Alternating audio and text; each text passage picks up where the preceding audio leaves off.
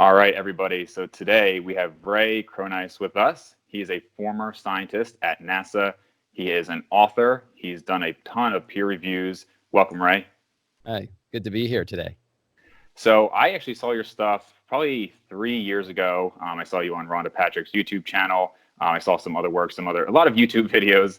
You recently sent me some of your papers, and a lot of my guests have been in kind of the quote unquote fitness industry. And I know you don't really love the fitness industry in the traditional sense from what I've heard you talk about. I would agree with you there. I think I kind of have a small niche in there of like evidence based, right? And so there's a small community relative to the whole fitness industry. I think when people think of fitness industry, there's all this stuff on Instagram and a lot of people doing things that really aren't backed by science. And then there's a smaller community of people who are really following the studies and trying to apply them. And then you are kind of more on the outskirts of like definitely very health involved and probably very fit yourself, but not necessarily in the, how can I optimize my workouts for muscle gain type of population. So for people who might not know your background, could you just give a little bit more of how you got into this space? Yeah. So first of all, I'm actually very pro fitness, and I tend to, once I get started, to become sort of obsessive. So part of it is a idea of not getting stuck in a gym. I mean, for most of my life, I did things. I was in martial arts. I was a competitive skateboarder back when I was in high school, and so Really? I did lots of really fun things, and played most sports. But what I guess for me, where you hear that sort of pushback is not meant at dissing sports or athletics. It's putting it back into what it is. It's entertainment. It's fun. It's exciting. I loved doing the things I was doing, but it's not synergistic with health. And I think that anybody who is really honest and really competitive, like as I was, I would suggest that while we might look physically fit, so that's where I think it gets all of the, that's where it gets all the plus. Where while we look physically fit, I think there's a lot of people in that space that are very unhealthy. Mm-hmm. So you just take bodybuilding, for example, the whole process of going from, chronic overnutrition, working hard, etc. I mean, unbelievably competitive, right? I just stop for a second with the amazing things that humans can do, because I'm in all of it, just like everybody else is.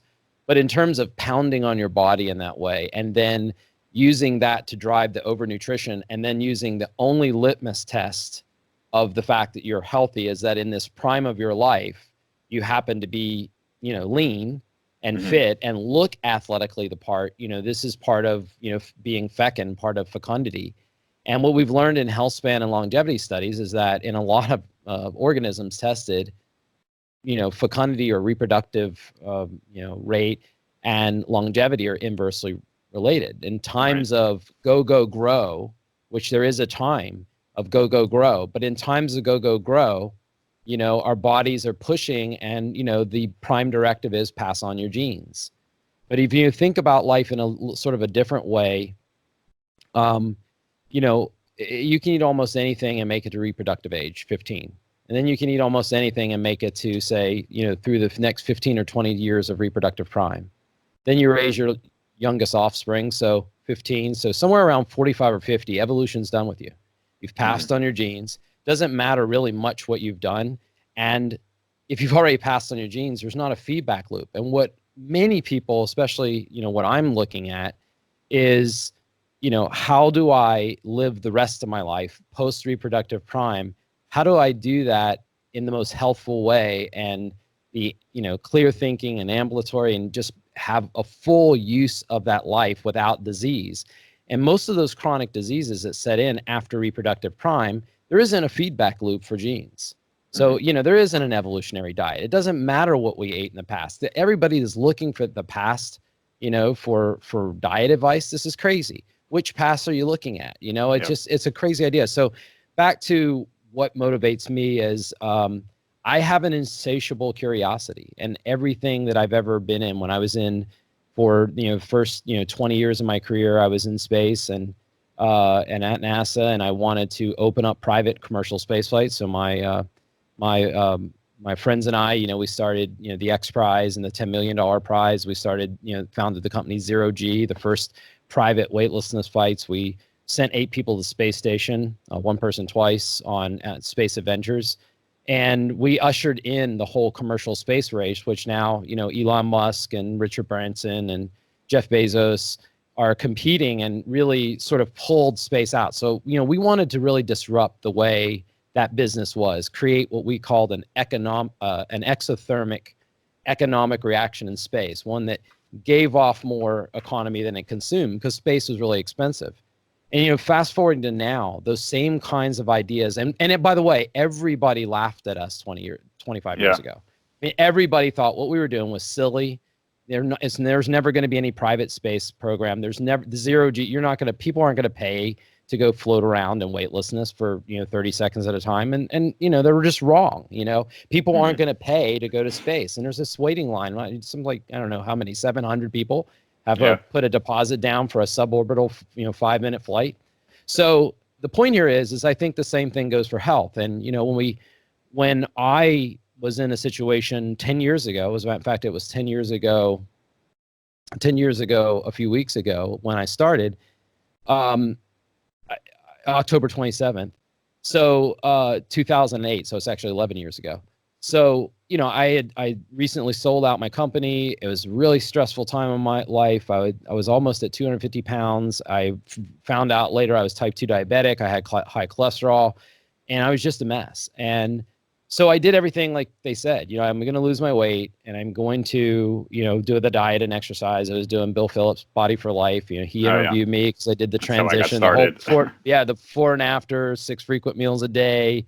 I mean, he was a friend of another friend of mine, Joe Polish, and so Joe was the one that kind of came up with the 90-day challenge at the time, and so really plugged in really into that thing. But what the disappointment was that when I actually lost the weight, my diabetes, my blood glucose control got worse, not better.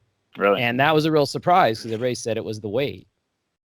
And so that sent me on an exploration. And because I actually use the cold, if anybody wants to look at some of the other stuff, in Tim Ferriss's 4-Hour Body, he does a whole chapter on how I used cold to lose weight. So we won't go into the details of that right now. But the short story was all I did was something that's obvious to everybody now, but 10 years ago, everybody didn't believe me, which is the body expends a lot more energy keeping itself warm than it does, so if you're in a cold environment, you burn more calories. And for some reason, everybody thought, being in a hot environment did that. But anyway, so I did that. I saw him out at a party, at a party, and, he asked me about doing the chapter for the book. I said, sure.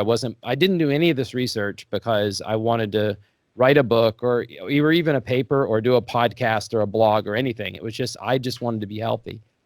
And so I did it. We were talking. I ended up going a year. This is 10 years ago last week, it was the same anniversary to TEDMED. And that's when I was passing out, like after meals, I would have meals with my children in the car and I'd be falling asleep at the wheel on the way home, which was really crazy. Or I would pass out on the couch and they couldn't wake me up. And I still don't know exactly what it was, but I do know my hemoglobin A1C was high. It was up in the 7s, and I was having high hyperglycemia, all the time. High, glucose in the morning, my fasting glucose was high. And so, I went down all the same things everybody else did. Carbs are bad. I need to limit carbs. And so anyway, I was having a conversation with Dean Ornish, Dr. Ornish, and his wife Ann at TEDMED. And they said, what's going on? And I explained to him, and he asked me what animal products I had left in my diet. And the last 3 were fish, a little bit of salmon, yogurt, and cottage cheese, which I would mix together because that's since you're a Body for Life guy, that's a Body for Life staple, right? Yeah. And then the other was eggs. I had some eggs, but not even a lot, And so I wasn't eating even chicken or beef or anything at that point.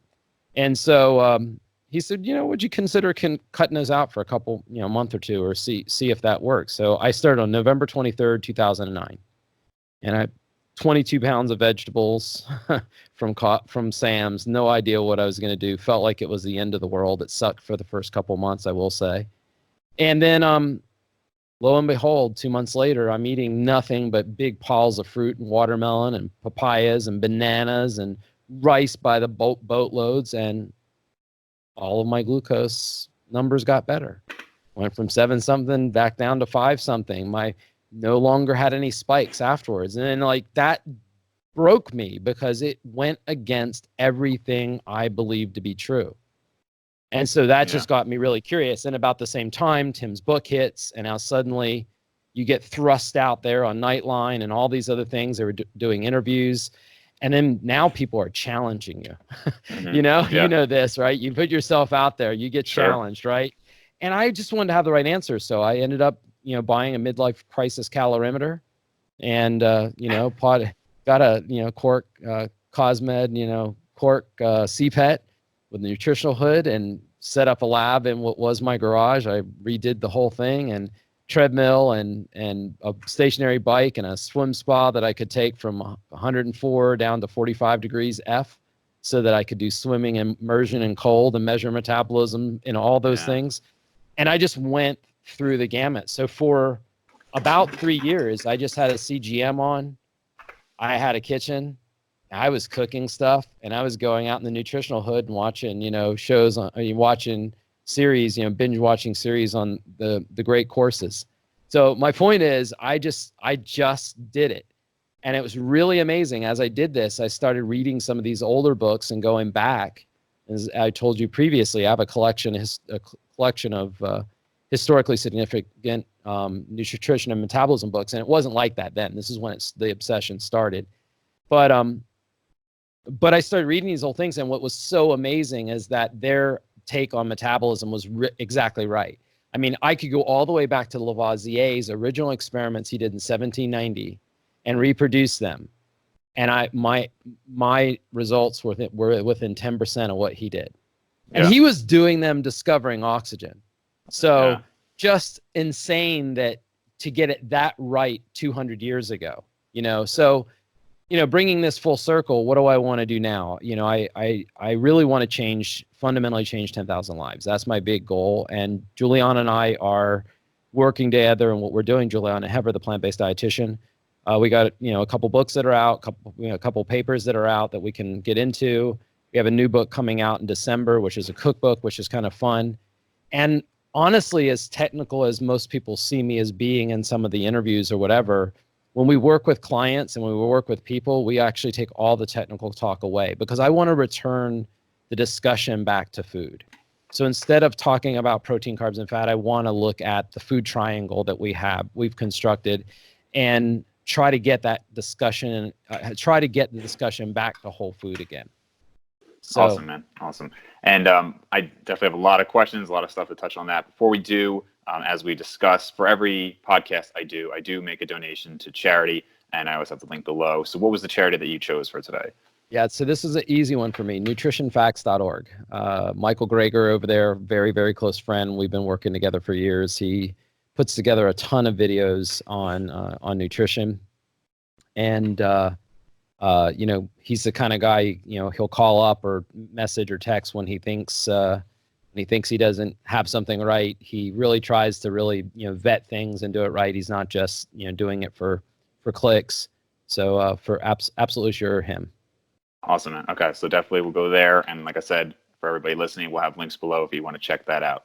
So one of the first things I saw with you, and this does actually kind of relate to this space, this fitness space, in the last, I would say, well, really in 2011, I don't know if you know the name Martin Berkhan, but he kind of made intermittent fasting popular in the fitness community. And then in more recent years, it's kind of come up again. And so when people in the fitness community kind of talk about intermittent fasting, they're talking maybe 16 hours, 18 hours. You have done a fast. I believe your longest fast was 24 days. Is that right? Yeah. So I don't call it intermittent fasting. Yeah. I mean, that would back to language, because I think we overcomplicate everything. And in the overcomplication, I think actually people are getting it more wrong. I call it eating once a day. So Yeah. that's Hippocrates. It was good enough for Hippocrates 2,400 years ago. It's good enough for me. So I eat once or twice a day. So for me, that's it. Like, I haven't eaten today yet. And I have now gotten to the place where, through habit and through doing this for the last 10 years, that it just doesn't matter if I eat or not. I look, I'm a foodie, I have a cookbook coming out, right? So I love to eat. I love decadent food. So it's not like I'm obsessive like a food Nazi or anything. That's not the point. The point is that I no longer plan my day around meals. Yeah. If something is good and available and it's what I want, it's great.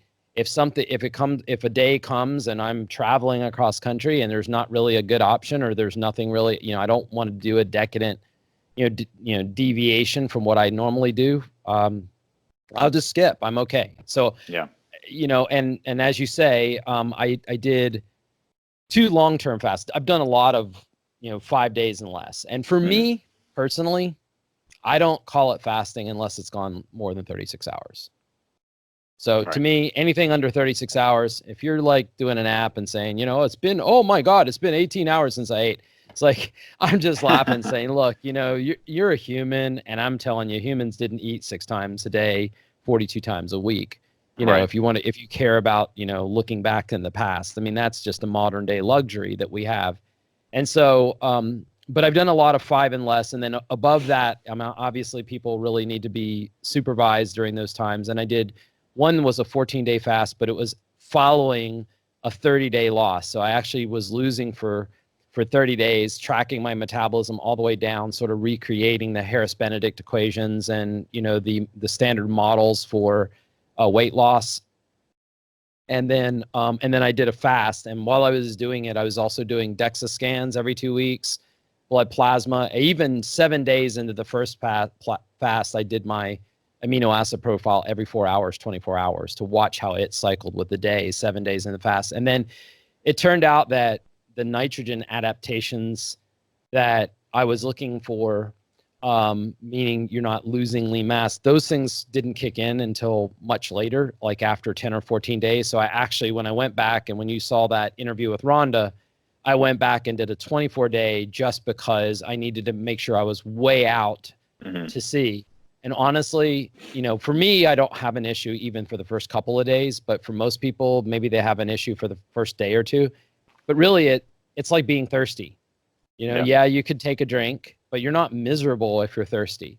And you're really not miserable if you're hungry. But if you have sort of this toxic, habituated craving to eat something, then it's a very different experience. Does that make sense?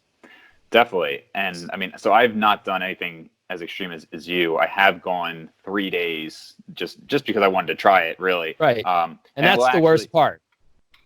Yeah, that's the worst part for you. Yeah. Well, fortunately for me, I was also experimenting with ketosis, and so that, I think, made the transition a lot easier. I imagine if I was eating a high carb diet and then went into it, those first 3 days would have sucked. I don't think that makes a difference. Really? There's no such thing as carbs. So just get that out of your head right now. So I guess in the sense that I was already, because when you fast for a long time, are you not switching into a ketotic state? All of that is a lot of great talk, and it really isn't. The body doesn't really care about that. Here's the bottom line. You are an organism in a calorie scarce world, and you have adaptations that kick in when you don't have food. And it's a modern day luxury to have food, of whatever kind of food. You can eat a wide range of food and your body will process it and you'll do just okay. Okay. But the idea that carbs are something different than fat, that's different than protein, and that somehow those things actually define the food you're eating. The real question, if you go back to our food triangle, you got up at the top, leafy green vegetables, cruciferous vegetables, bulbs, mushrooms, stems. Down one descending side, you got plant-sourced calories, and down the other descending side, you have animal-sourced calories. Bottom line is that probably the delineation between those two sides is going to be just in terms of how you're sourcing food. Yeah, if you restrict yourself of dietary, starches and sugars, you're going to obviously go into ketosis at some point, but your blood glucose, I'll point out, never goes to zero. And so the people that advocate on that side, they're always saying, yeah, you don't need a carbohydrate in your diet because you don't have a minimum requirement, as if that means anything. Glucose happens to be the one molecule that's metabolized by every living organism, and it's probably not toxic. Then on the other side of it is the guys over here that are, that they look at the sort of the fat earthers. They're the sort of plant-based starchivore, whatever. And they're like, it's all, fat, fat, fat, fat, fat, And the truth of the matter is that food just doesn't come in those neat little packages. Right. And what I think we're going to find, and what we talk about in Healthspan Solution, I think we're going to find is that this diet that we have, that's great at reproductive prime and great at, at up to reproduction, is not necessarily going to be the best diet later on to mitigate chronic disease. Right. And so it may be that both are right, that, you can be real competitive, you can have that kind of thing. So back to the carbs versus fat. The answer is that I would say that I tried this second time to absolutely eat as much starch and fruit as I possibly could for the 7 days beforehand. I mean, I stuffed myself more than I normally would. I just was, because, you don't really put on body fat that way, contrary to popular belief. De novo lipogenesis isn't significant. Right. So I did that. And my goal was to have like that withdrawal that you were talking about. I wanted to have like that real negative experience. And the answer is it was the same as the first time. So I would say that feeding frequency going into it is probably the number one thing. And then there's probably some individual variability in terms of how they do it. I would say I have way more people that have a difficulty getting into ketosis and feeling like crap than I have people going into low calorie when they're not going into ketosis at all. So none of my clients, if they go into ketosis, it's by accident. We don't try to get there. So they're eating nothing but starches and fruits, and they're losing 0.6 to 0.8 pounds a day. And they don't ever really, if they go into ketosis, it's just because they get to the point where they can just skip meals, and they do because they're making, and at some point you go low in glycogen on your liver, and, normally one of their partners or somebody around them will say, hey, your breath stinks, or, right. Could you get some gum or something? And they're like, what's going on? My breath really stinks. And it's like, it's just ketosis. It's okay. I mean, it's fine. A lot of people walk around and want to do that. But, I mean, I would certainly agree. I don't think it matters. Certainly from like a fat loss and weight loss standpoint, I don't think ketosis matters. Obviously, I know you don't literally mean there's no such thing as carbs. Obviously there are, but like, I know what you're saying. Like, it's not like we could it's not a food group. It's not a food group. And that is a big message in both of our papers. Food doesn't work that easily. And that's why we have the conundrum. That's why everybody has stayed confused. But what I would say, the reason why I do think you probably did pretty well is because, you have been watching what you eat, and you have been eating less frequently. So the thing that I would point to is what you were saying before, the intermittent fasting. So that idea of, wasn't he start, or something like that? Was that him? Stop, Who? eat, start, stop. The guy you were talking about earlier. That's not Martin Burke, and I know the book you're talking about, but different guy. So anyway, the point is those various protocols that are out there. I think that probably because you were doing that probably was the reason it was a little easier for you. So spending more time, because let's talk about what the symptoms of hunger are and what they aren't. They aren't headache. That's not a symptom of hunger. Irritability isn't a symptom of hunger. Lack of focus isn't a symptom of hunger. Lethargy isn't a symptom of hunger. How do any of those things I just said help a starving organism or animal find food? They're just not good traits of selection when you're not hungry. Yeah. And what's really neat is but what they are is their withdrawal symptoms. If you've been habitually taking some compound or eating something or doing something at a certain time, your body has anticipation that you got this meal. If you've been doing that and you suddenly stop it, those are the exact symptoms you have when you stop the coffee. That's the symptom you have when you stop smoking. That's the symptom you have when you stop, heroin. Now, I'm not drawing the addictive part of these things to them. What I'm saying is that there is a set of symptoms at a different degree of severity and a different length of time that people experience when you're doing something in a habitual way and just stop. I mean, even if you're biting your fingernails and you stop, you can get really stressed out. People can get really stressed out at little things like that they're trying to do when they're real deep habits. So here's my point. I think because you were conscious, because of your fitness background, and because you're really looking at diet and taking it seriously, and because you had gone through periods of time, that's part of it. And part of it is just the luck of the draw. Some people get really sick. They just don't feel good for days and days and days, and they never seem to come out of it. But it's a very small percentage. But I certainly would encourage you, you should probably at some point at least get up to the 5-day mark, because there's this extreme energy on the backside. And that's what I was leading into. You don't feel like you're bounding up the stairs. And when you can lose 20, 25 pounds in 3 or 4 weeks, you really notice that. Like, you feel like Superman because your muscles are strong. You're like bouncing up the stairs, you're going down 2 pant size. I mean, it's a crazy feeling. You just feel so active. And I was actually going to these cooking classes, and when I would smell the food, like when Rhonda was there, I'd smell the food. They ate with me, but I didn't eat. So I took them to dinner there, and when you would smell the food, it was as if you had actually eaten it. It was the craziest thing ever. So it's not miserable. It's not what everybody thinks, but those first couple of days are. And because you weren't feeling a lot of that intensity, I would say, that's something you should explore with more. And so, I mean, I felt great, honestly, but now, as I mentioned, I have had GI issues in the past. And so for one, I mean, it was just a nice relief not to have to deal with that at all. Hey, it's a relief for a guy who doesn't have GI issues. So it's like, it's over, Right.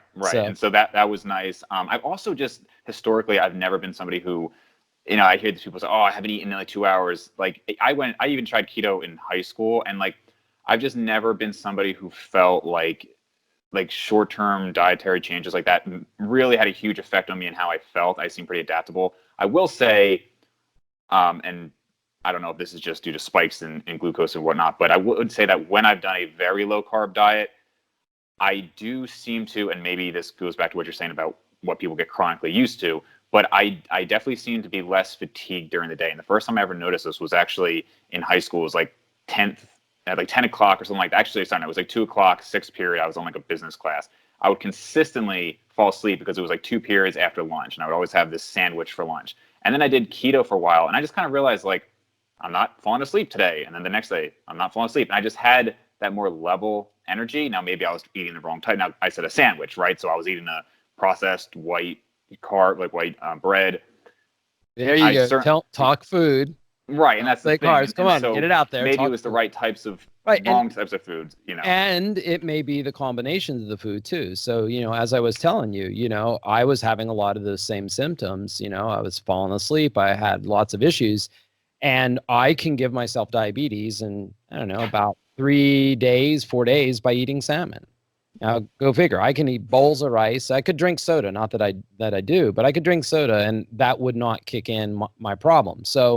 So in our next paper, we're going to deal with this very specifically, because it turns out that it overlaps with the stuff that we've been doing with the metabolic winter hypothesis, with the longevity, healthspan, mitochondrial. Obviously, at a mitochondrial level, we're talking about biogenesis.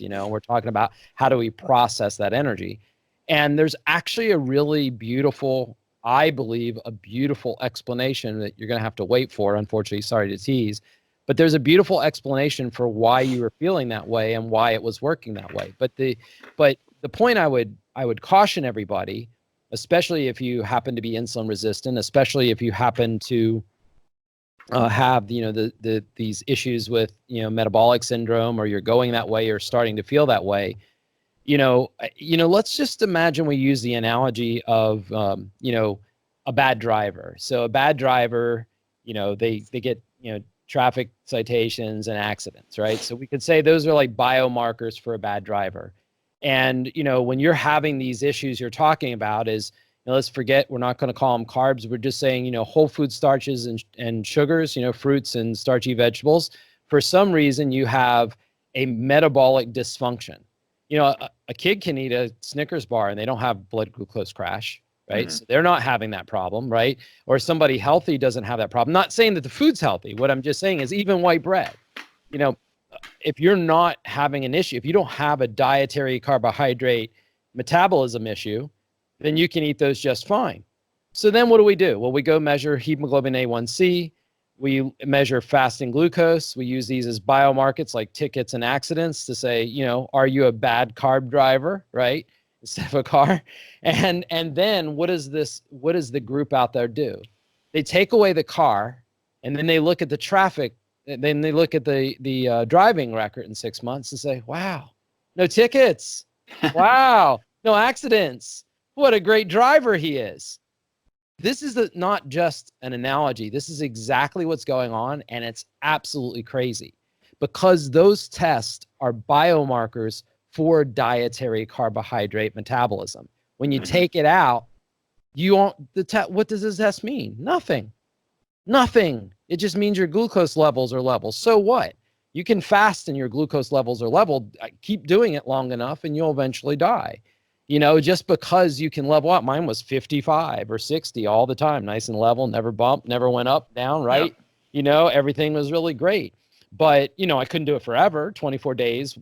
I should have gone 30. That was kind of a stupid thing in hindsight because I could have easily done 6 more days. I was fine, but I had some schedule issues. But the point I'm making is even 30 days, and the longest medically supervised water fast, for a guy that had a lot more weight to lose was, 382 days. So, when you hear you and I talking about 3 days, 5 days, somebody thinks we're crazy, and then 14 days or 24 days, really the human body can do it longer. So, spinning this all the way back to what you were saying, one of the questions I wanted to ask is, why was my body acting this way? There's a really great paper by Jeffrey Rose.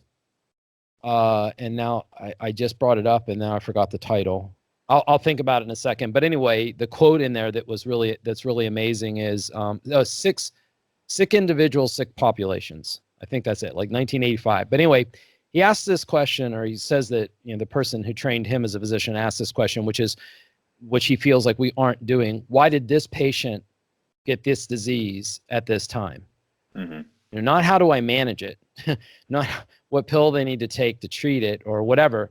Why did this patient get this disease at this time? And I think one of the things we're not looking at a wide enough level is one, as we were saying earlier, that there may be a different kind of diet that maximizes evolution and passing on your genes, but also there's a trade-off, which means that also the onset of chronic disease, age-related chronic disease is going to set in, and you need to balance that.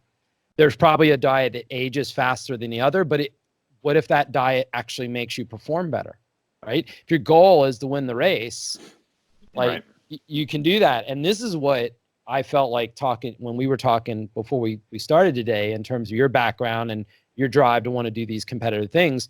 You've got, this drive to want to do, certain kind of fitness, et cetera. Then you had this issue in your life that came up. And then the question is, why did this patient get this disease at this time? And rather than trying to backtrack and sort of thinking of curing it, say, was there something that led to this point? And how do we get there? And what I found with lots of different clients is that we all tend to start at different points on the trajectory. But when I put them on a whole food plant-based diet and I keep them on it, within a certain period of time, they end up at the same place. Now, for anybody listening, I'm not vegan, so it's not an ideology for me at all. Mm-hmm. But it does do that. And probably one of the things that happens there when people ask, well, what is it? Well, one of the things probably happens there is that, the one way that's worked for any organism in terms of extended lifespan or extended health span is dietary restriction without malnutrition, which means getting enough, but not being over. And so getting back to that rub I have with the fitness industry is I think the fitness, an unintended consequence of competitive sports is a drive over nutrition for performance. Yeah, I'm glad you clarified that because I think it is important for people listening and just in general to understand, and you kind of pointed this out earlier, what is going to maximize fertility, performance, muscle mass is not necessarily going to, or is certainly not going to maximize lifespan or health span. Yeah. And I'm not, even going to say you should necessarily focus on one. I mean, personally, being in my Right. 20s, I do kind of relate to still wanting more muscle mass. But when I'm 50, I mean, you're like mid 50s, I think you said. I turn 55 tomorrow. Oh, well, almost birthday. Yeah. But yeah. but and man, and But you I don't. actually mentioned this. I was gonna. You I don't don't feel it it. probably, but you also No. don't look it. I would say you Yeah. should probably be mid 40s. That's a whole side topic, but it is funny. My friends and I talk about how poorly some people age, and it's just kind of crazy how different. Well, if you saw me at 41, you would actually not believe it because I looked way older than I Really? look right. Way older, and Yeah. my gray hair stopped, went away. I mean, it was a huge change. Yeah.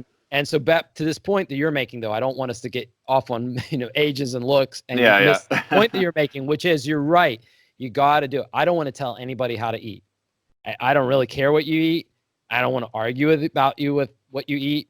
I'll listen to input on terms of what people think might be going on with diet, but I see a whole body of research that goes back at least 300 years. And there's a consistent thread that goes through there that overlaps with dietary restriction without malnutrition. And so the idea is we're not talking about, wasting away. I'm not wasting away. I haven't been in the gym in 8 years, but I still got some Something there, yeah. left, right? I'm not a bodybuilder and I'm not going to be. But the point I'm making is that this idea that exercise is the opposite of sedentary, when the real truth is it's active. And you can be active in a lot of ways. You can go for a walk with your partner or your dog. You can go ride from a bike and kids. You can park farther away at the grocery store. You can take the stairs everywhere. Like there's a lot of things you can do to be out. You can pace I talk to clients many hours in a day. And so if I'm on the phone, I got my AirPods in, and I'm pacing and walking in circles while I'm talking to them. And sometimes I'll even end up in the backyard. I'll walk outside, walk in, walk outside. So my point is there's a lot of ways to be active without exercise. Now, if you have a specific goal like what you're talking about, I coach athletes too. I mean, last year I had a triathlete, and she had about 40 pounds to lose. She lost 40 pounds. She went against all of the eating advice, the standard triathlete training eating advice of her coach, and did what I said to do, which was a fraction of the food, so much so that her coach was sending people taking pictures and said she had an eating disorder, which was horrible in and of itself. But she took first no workout for 6 weeks while she was losing that 40 pounds, no workout at all, and then got back on. Took her 2 weeks to get back on I first had her just riding like grandma on the bike. I didn't have her running. Just riding just to get the motion back in, but not driving the appetite. But in her first test on her runs, she took 2 minutes a mile off her runs. Her power increased even though her weight went down on her bike rides. She came in second at nationals in Chattanooga last year at the Ironman. And she only missed first place by 7 minutes. And nobody else on her team even got close. She took 2 hours off the best time ever on her triathlon. Now, why are you not having them exercise during the weight loss period? Because it's just interferes with it. And think about it. Athletics is go, grow. It's metabolic summer. Warm, bright, abundant. Warm, bright, active and abundant. It's anabolic. You don't want to be in an anabolic state when you're trying to go into your conservation mode. Think about it. The paper metabolic winter hypothesis, what we do is we look at the idea that mild cold stress, long nights of sleeping, lower intake of food are all characteristics, and they happen to all intersect at the same kind of biochemical or biogenesis or mitochondrial upregulation. So a lot of the little activities and pathways are the same for these things. They activate some of the same pathways. Metabolic winter is cool, dark, still, and scarce. A seasonal affective disorder, is it really a disease? Or is it a really great survival tactic in the winter when the days are getting short and there's no food out there, and you would be better off from an energy perspective to just sleep all day? Yeah, it doesn't go well with your work schedule, but that's all we make that up. Right. That's not our biology. You know, I don't see squirrels running marathons. Like they don't seem to get fat, right? They just do it. And what's really amazing is that we actually all believe we have a circadian clock. I don't think anybody would disagree with that. And anybody who's, you know, like we do classes in Thailand, anybody that goes on the other side of the world knows, like, you know, jet lag's real, especially when you go, you know, a whole day like that. You know, you end up 12 hours away. It's like, it's hell, especially coming back. It's real. I mean, right? We are locked to our circadian day, and blood pressure, body temperature, mental focus, coordination, all there. So every other organism in your backyard is also locked to the seasons. Trees are, insects are, birds are, squirrels are. Name one organism that doesn't respond to the season. And so then you ask yourself a question. We just got rid of the seasons 100 years ago with refrigeration and transportation. Unlimited food, unlimited warmth, unlimited light. Here I am. It's dark outside. I got lights shining in my eyes. That's not great from our circadian clock, right? So what are the consequences of constantly being in metabolic summer? Well, warm feels good, just like sugar tastes good, right? Active is profitable, right? So all of the profitable things are go, go, grow. I remember, you know, 10 years ago when I was doing this, somebody said, yeah, but you know, you're not eating and you're cold. Who in the hell could sell that? Yeah, but my buddies have Burn now in New York City, and they're working out in the cold up there. And Wim Hof, you know, a good friend, is doing these, you know, these things all over the world, these seminars with mild cold stress. And we've got the cold chamber experiences, and now everybody's doing fasting and intermittent fasting. So the answer is, if you knew it made you feel better, so everybody stops working out, because there is no doubt that you have to fuel to work out. Sure. You have to eat more than if you're not working out. And there's no reason to continue that when you're just trying to use excess calories. Do you have to eat more? Wouldn't it just put you in more of a deficit? No, it doesn't, because all it does is burn glucose. I guess so. And again, this is part of why I like. I'm telling you, as a guy that's measuring metabolism a lot. Well, and that's what happens. Yeah, what it does, I'm sure it is.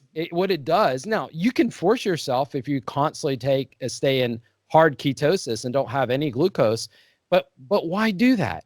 Why not lose? I mean, 0.6 to 0.8 pounds a day is what our average client loses. How much more do you want to lose? No exercise. I tell them to watch TV, lay on the couch, hang out, just don't do anything. And what's really amazing is, in this pause you're having right now, this is the part of the fitness industry that I would love to change.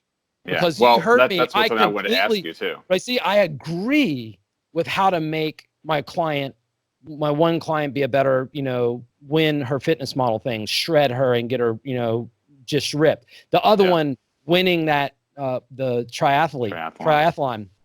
Love that. That stuff is really cool to me. But what I don't like is that everybody believes that exercise is the thing where everybody needs to start. It's the alpha and the mega, you know, I mean, it's the only thing. And I'm just simply saying, look, most of these people who come to me, Penn Jillette, you know, he may be an exception, but some of the other people, they hadn't exercised in 10 years. And now I'm going to make them delay by 6 months, but they're going to, you know, in 6 or 8 months, they're going to lose 140 pounds. And they're going to feel like working out. They're not going to have the extra weight on their joints. They're not going to feel like crap in tight clothes at the gym. They're not going to be exhausted, right? Because they're not, like, do you not think, you know, which weighs more, 100 pounds of fat or 100 pounds of steel? Right? So are you saying for people who are coming to you with a history of not already exercising? Even if they are, I make them stop. Really? Because I can show you tons of fat athletes. I can show you tons of fat runners. I can go into any gym. Let's go to any gym and I'll show you bunches of fat bodybuilders. And they don't even see it. They're just looking at the numbers on this thing and they go, you know, and they're really, you know, but they're fat. Well, what I was going to say is, and this is why I like to have and I'm not, that's not a shaming thing. We're talking about physiology here. I'm contrasting that to this idea that a calorie deficit happens the way you're talking about. It doesn't Well, I don't think happen it that way. necessarily happens that way. I would say, and obviously, I, of course, want to hear your perspective on this. Everything I've seen, and again, send me whatever you have, has seen that exercise doesn't have much of an impact on weight loss. But when they look at P ratio in terms of how much was fat and how much was muscle, it seems That's to be not that what a they look higher at. proportion. I'll take you to the latest one. I'll Okay. take you one I know off the top of my head, which would be, let's see, what would be that one? So that would be American Journal of Clinical Nutrition, September 2015. Just Okay. go in there and look at the one, diet plus diet fat. Here's what they'll report. They won't report lean mass. They'll report fat-free mass. Mm-hmm. That's what you're going to see, which everybody will translate to lean mass. Now, what is fat-free mass? It's Anything that's skin, not fat. it's organ, it's bone, it's Mm-hmm. muscle, and it's water. So what do you think happens when you go in a gym and pump up? Your muscles balloon up. They hold fluid. If you want to really do it, take creatine or take I remember Ed Bird or whatever had the esterified creatine at one point, his CE2 or something, which really worked well. And you hold a great pump. If you've ever done creatine, you know what I'm talking about. You do creatine. It's one of the few supplements that I see that I don't think it necessarily put on extra muscle mass, but I think it definitely makes you hold your pump, right? So the point is, you have fluid. When you go in the gym and you leave and you're all pumped up, you didn't put muscle on. You just tore tissue down. If anything, you have a little bit less tissue than when you went in. But you can be feeling jacked up and pumped. And what I'm suggesting is that, okay, so FFM is preserved by 2%. And the weight loss rates that they have are miserable. Who wants to lose at 2 pounds a week? Like, that's horrible. Like, it takes forever to lose weight. I want people to lose, 3 to 5 pounds a week without exercise. And they don't lose any more muscle mass. I didn't lose it. I didn't even lose that much when I was doing my 24-day fast. I know that's your experience. Do you have papers I can post? Tons. There's tons of papers out there. If you go to my about appetite and weight loss, I think probably Metabolic Winter and Oxidative Priority have references. Yeah. And we'll find that one. And anybody who can look in it, they'll see what the numbers, and they'll say it's just abysmal numbers.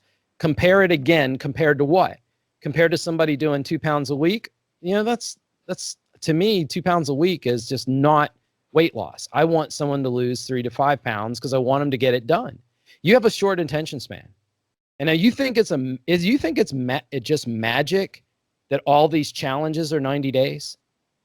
Why are they 90 days? Because I know the guy who started the first 90-day challenge, Joe Polish, with Bill Phillips. Yeah. Why are they 90 days? I'll tell you why. Because sometime between 90 days and 120 days, sales fall off like crazy. And they want to sell you more goop. And so you're not drinking enough goop. And so what they end up doing is, if they could have 160-day challenges, you better bet they'd be selling goop for 160 days. But it's easier for them to start a new thing. Now, I don't think they're bad or evil because they're doing it. I'm just saying there's a reason why it's 90. Oh, isn't that coincidental? That's about a season. About 3 months. And your brain, and I see this with clients, boom, we call it the wall. You hit around 10 to 14 weeks. Your brain all of a sudden says, I want to eat. I want to eat. I don't want to do this diet. And I have to do everything to keep them on track. And then a week or so of misery, and then they rate back and they're like, oh, wow, I feel fine again. But they're freaking out. And this is what everybody does. This is what we see all the time. And I notice this about myself. Somewhere around the 60 to 90 days, my interest in a diet wanes. And so I believe we have those regulators, because think about it. If you think about metabolic winter, you don't have load cells in your toes.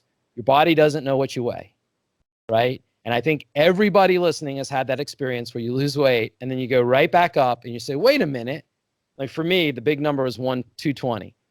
I could go down to 220 or 2, and then after that was 209. And then after that was 195. And I could go to that level, and it was so easy to stay there. And then if I tried to go down to 190 or whatever, I'd go right back up to 209. And I think everybody's had this experience. And I believe that what's going on there is our body does keep track of that flux. And what happens after metabolic winter, after you've pulled the spring and you've lost a little weight, well, metabolic spring, summer, and fall comes. Now suddenly your body is engaged So the diet begins with my clients after they lose the weight. Losing the weight's the easy part. The big part is keeping it off and setting that as your new normal. RQ in a bit. One thing I did want to mention, though, just at least in the one or two studies that I'm thinking of that you've probably seen, but I could also send your way, is you were saying, the fat-free mass, it includes water, right? But let's say you have group A, no exercise, group B, exercise. They both lose 20 pounds over some period of time. If you're saying that that group that exercised has more water, but they've still lost the same amount of weight, which is what these studies tend to show, wouldn't that inherently mean that they... I'm saying that the number you're going to give me back is going to be 1 to 3% max. And it doesn't matter. The effect sizes are too small for you to care. Exactly. And they're not losing, in any metabolic ward study, they're not losing weight fast enough to actually get into the adaptive. We're going to start seeing it now that everybody's fasting. Mm-hmm. You're going to start seeing us going to where our where you're really into it. And I'm telling you, my clients, in that study that I told you that I did, Miana 1, but it matches, Benedict's from 100 years ago. I lost weight as rapidly eating as fasting. I did it for 6 weeks, 4 weeks of food, 2 weeks of water fast. The rate of weight loss was the same. Well, and as you said, I think before, because a lot of people will assume, they're going to eat less and then their metabolism crashes. And as but all that's wrong. Metabolism kind of just scales metabolism just scales anyway. with mass. Right. Yeah, exactly. Right. You got that. And so if you take that guy with the 382 days, 277 pounds, 0.7 a day, magic. Same thing Kempner got when he was doing his. Same that all my clients got, 0.7s right there in the middle of that 0.3 to 0.5 a day, or 0.6 to 0.8 a day, 0.7s right there in the sweet spot in the center. And that's like a physiological limit. If you go out and start tearing down tissue, because that's what exercise does, right? It's how it works. I mean, every time you go lift weights, every time you go run, you're tearing down the tissue. Now you're tearing down tissue in a nutrient deficient environment. Why would you want to do that? That's going to result in net loss of mass, because it's not going to grow back up. You're not in a catabolic go-grow state. Your body is actually trying to downregulate mTOR, downregulate AMP, or upregulate AMPK, downregulate the anabolism. IGF-1 goes to like 67. Yeah. And I think you're also talking about a different population. Insulin is down. Like it doesn't matter. I don't care if you're an athlete or who you are. It doesn't matter. So if you had, in theory, if you had somebody who was like a bodybuilder, right? I do it all the time.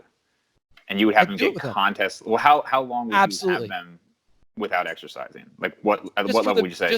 Just till the fat loss is gone. Just lose the fat loss. They, some of them don't have that much to go, so they can get it done in 2 weeks. They're done. So you would try to get somebody like contest lean without exercising. Oh yeah, I've done it. I gotta say, I'd love to see it. I mean, I'm not saying you're lying. Again, this is why I like to have different people on.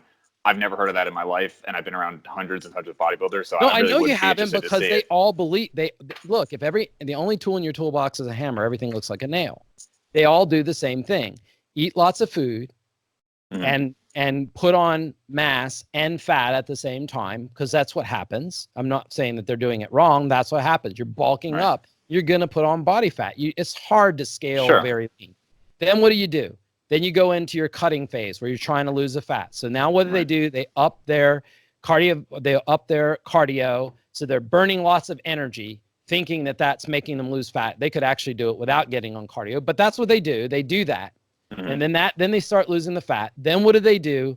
Then they go into that phase right before. And during this whole time, they're eating quote unquote protein, which is basically flesh. And the reason why they're doing that is because, just like starches, those fragments that come out of the amino acids, and most of them end up in the TCA cycle, and they don't end up in de novo lipogenesis. Pyruvate, acetyl-CoA, all those things don't get, it's not acetyl-CoA, but the pyruvate side don't end up becoming lipids, just like glucose doesn't become lipids, but everybody thinks they do, but they don't. They're metabolized in almost the same way.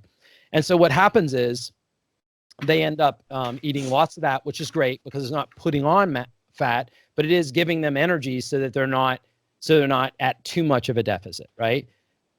And then at the same time, because they're at the same time, that last phase, what do?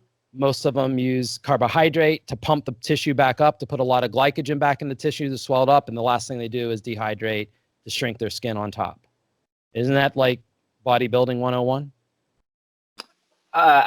The last week I would say is more of a old school method in terms of like, the water depletion, all that, but let's say more or less. But I'm just saying within an air bar of air bar.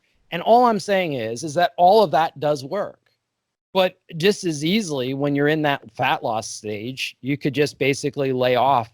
You're not going to atrophy in 2 weeks. You're just not. Well, no, I would agree with that in 2 weeks, but most of these people are dieting for months on end. Yeah, I know, because they're only losing a measly amount of weight because they're fueling to be in the gym all the time. Right. And you're going to see it. You're going to see more of these people. They're doing it now with intermittent fasting. You're going to see these bodybuilders. They're all going to be doing this. They're going to all be getting in there and finally realizing they can fast. Now, if they get out of the gym and don't tear down the tissue, they won't lose anything. They won't be as toned, but they get toned very quick. Tone comes right back, right? I mean, even if you think about your max bench. So it may take you, let's say, 1.5 years to get to a certain place, right? Then you lay off for a year, right? Does it take you 1.5 years to get back? No. Right. No, because a lot of that is that, the tissue just has to fire at the right time. The tissue just has to go.